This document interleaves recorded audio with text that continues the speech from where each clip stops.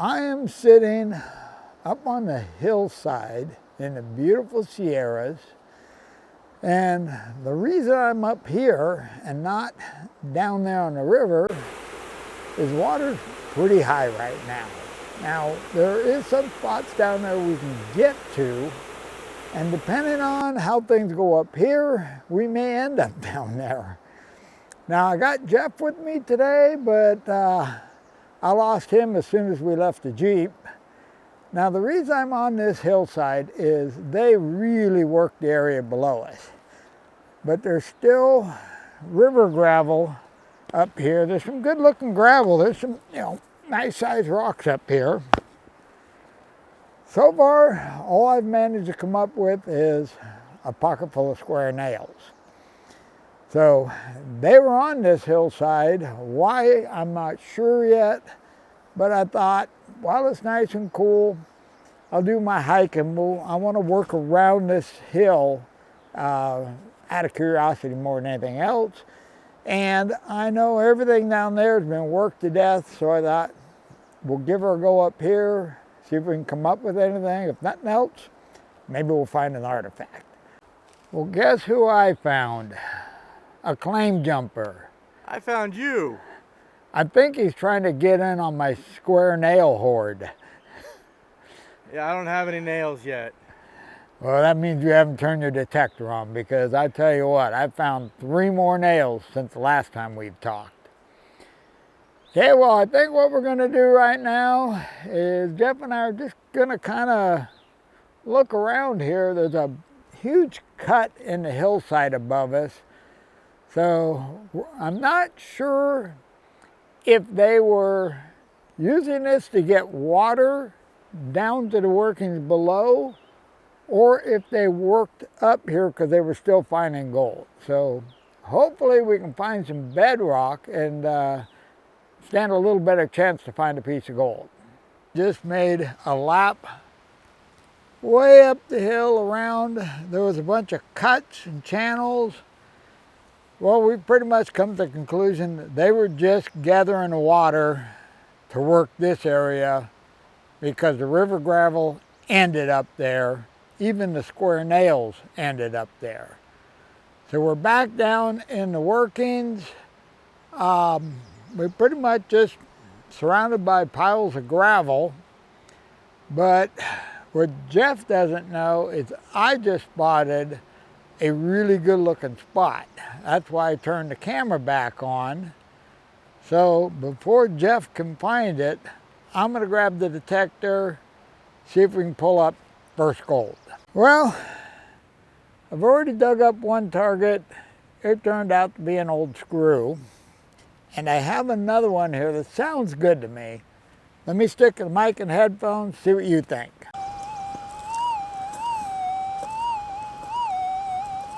It sounds good to me. It sounds like my first target that didn't sound like iron. Now hopefully it's not a hot rock. Okay, let's see if we can hear this thing. Uh-oh, where'd it go?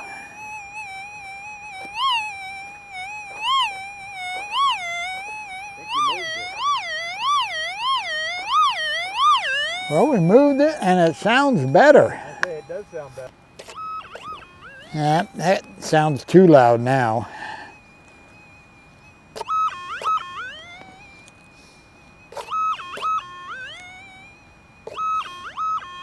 Oh, I seen gold. We have gold. Yep.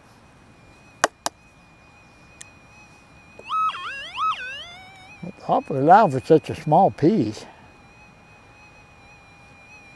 Let me show you.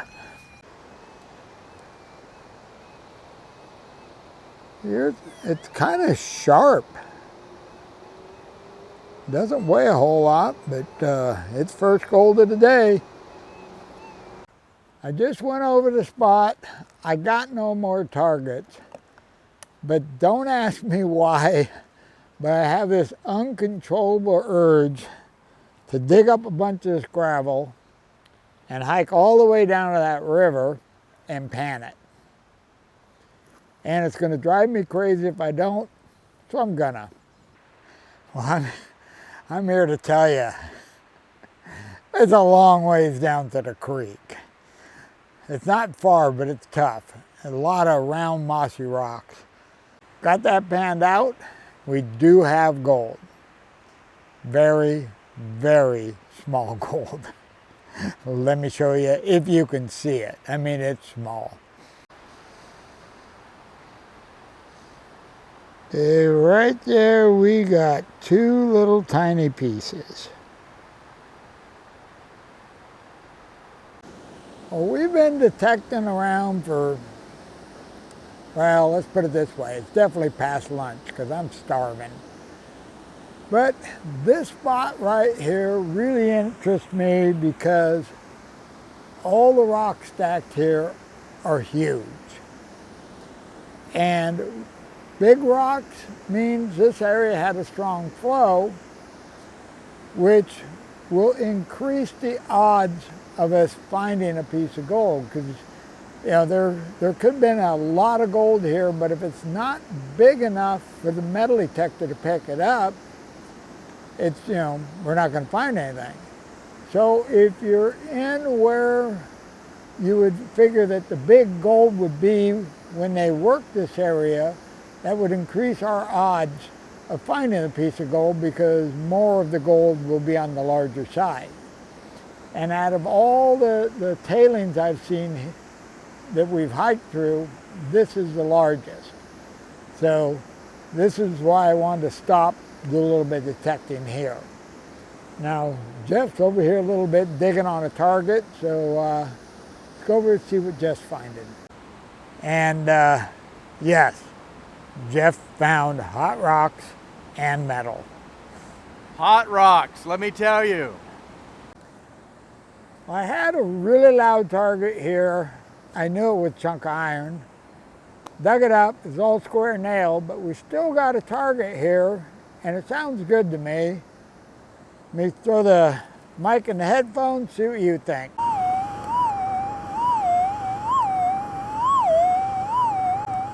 Well, we are on bedrock, so that's good.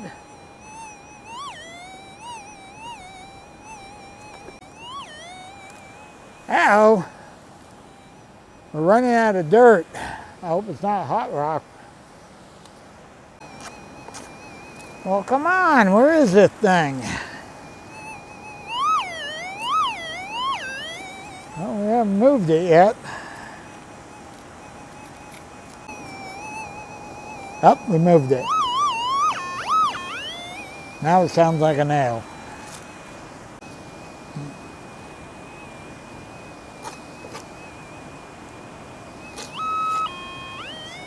Well, I'm seeing nothing but dirt.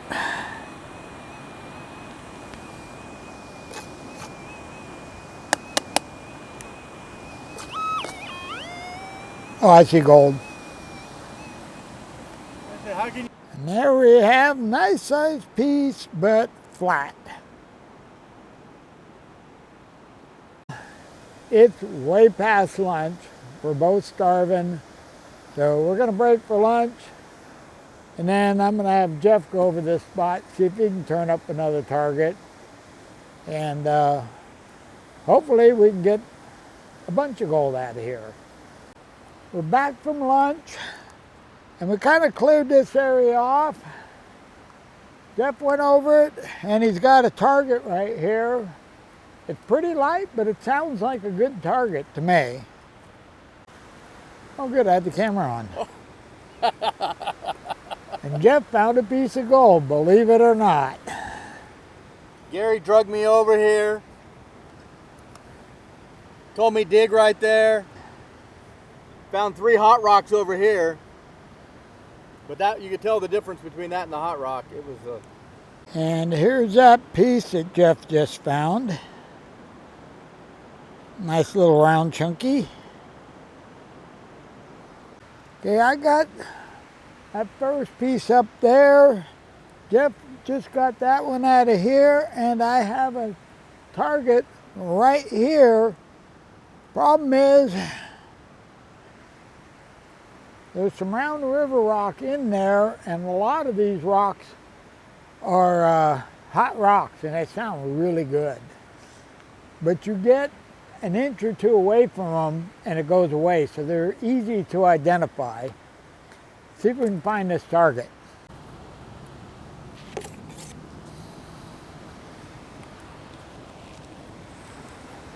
A BB, a lead BB, and it sounded so good. Jeff's on the detector right now. It's his turn. I pulled out the BB and 2 small pieces of iron. We'll see what he can come out with. I don't know why, but I am dying to go down to the creek and do a crevice or two. So I think I'm gonna leave the detector and everything up here. Jeff just got another target, and I'm gonna grab the camera and my pan and stuff. Let's jump down to the creek for a couple of minutes and see if we can find some gold old school. No detector. Okay, we've made it down to the river. Now, since we don't have the metal detector to help us out, we're more dependent on, we have to read the river. Now, the river's high, so we know our odds of finding anything of any size is a lot less. And then this bedrock here is not good bedrock. It's very fractured bedrock. And when you have bedrock that has sharp edges like this bedrock does, you know that it hasn't been exposed a long time. Now when you're thinking a long time, not a long time for us, a long time in nature, 100 years, 200 years, 500 years is not long when you're talking about the river. It takes quite a while to round the bedrock smooth. Well, what you got to look at is, let's say every 100 years you have a flood. So every 100 years the gold is moving. I'm talking the majority of the gold. So if your bedrock is sharp, it's only been through maybe a couple, 3, 4 floods, so there's not much time to accumulate it. If you have smooth bedrock with a nice crevice, then that's a lot harder. That thing's been through probably 100, 1,000 floods. And that gives you more time for that crevice to accumulate gold. So with that in mind, what we're looking for is catches for floods recently, which means we got to take into account the boulders that are here, because they're going to influence the gold you get in these crevices.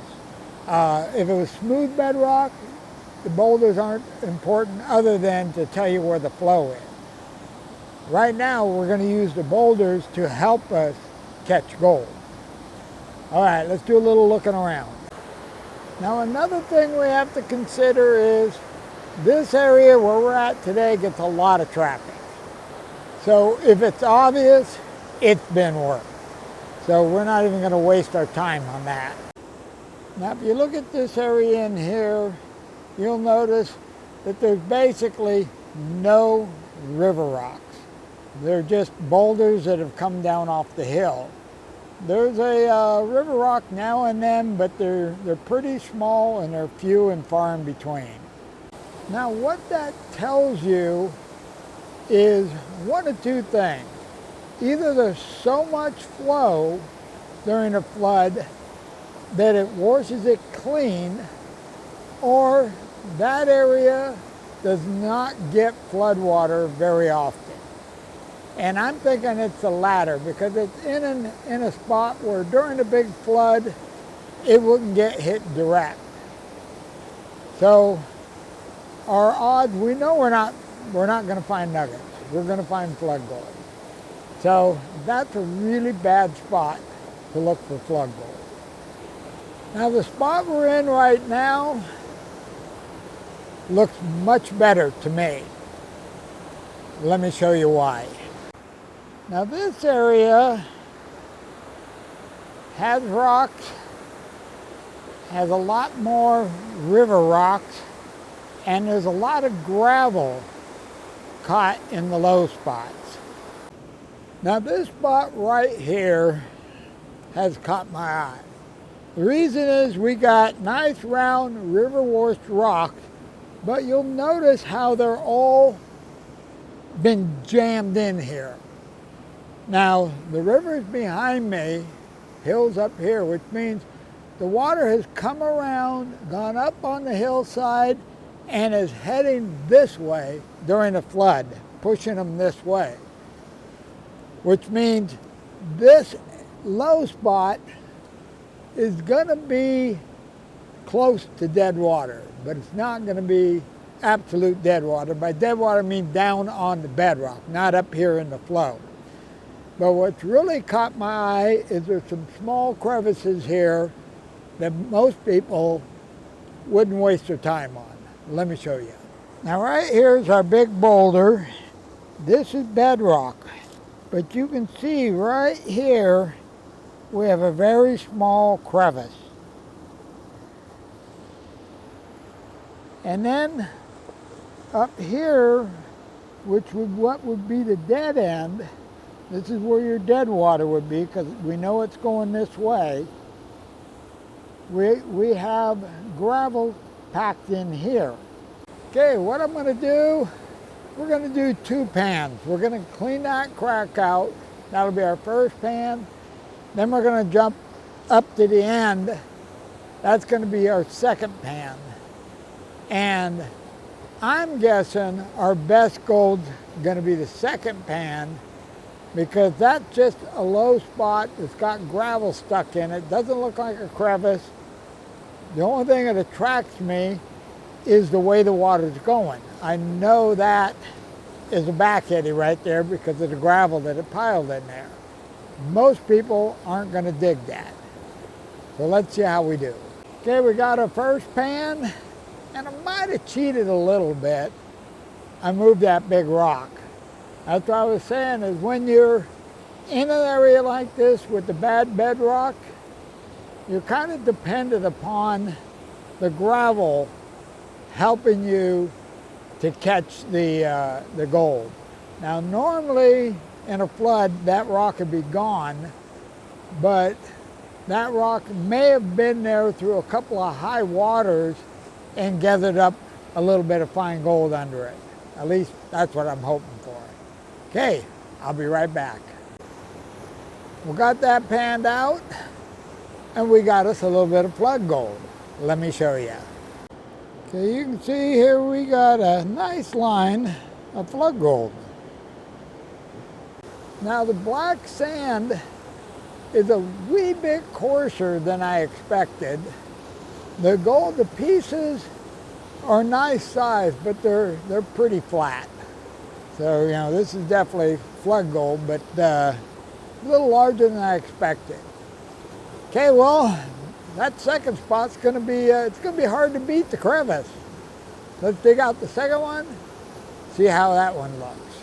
Okay, we got our second pan, and I can guarantee gold in this one, at least one piece, because I've seen a piece go in.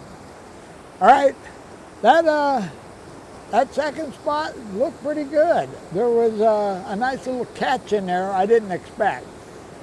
All right, let's take this down, pan it, see how we did. We got her panned out. We got a pretty nice pan here. Way more than I thought. And actually we got a piece in here that is definitely a loose standard picker, darn close to a picker. Let me show you.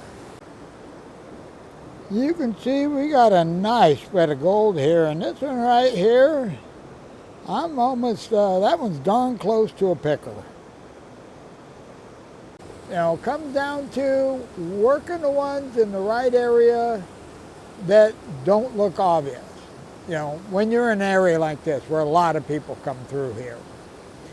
Okay, well, we need to get back up, see how Jeff is doing. It's been a good hour, hour and a half since I left him.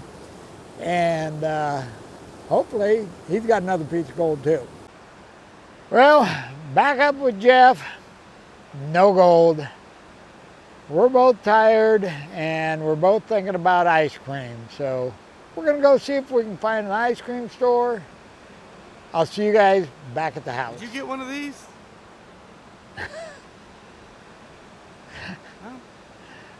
I may have to stop at the hospital on the way home. Back at the house, and yep, it's the next day. Well, I got that gold all cleaned up. So first thing, let's jump over, see how we did. Okay, the first thing we're gonna do is weigh the two pieces we found with the detector. That is 0.88 grams. Now the gold we got panning.